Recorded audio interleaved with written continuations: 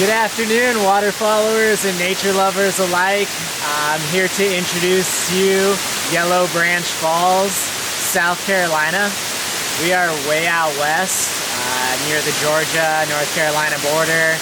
Probably about 3 hours from the Great Smoky Mountains National Park. It's an easily accessible waterfall right off Highway 28. Just pull up in a nice paved parking area. Got some nice picnic benches, a bathroom, and it's free to park. So nothing like that price. The trail is beautiful, 1.5 miles in and out. So yeah.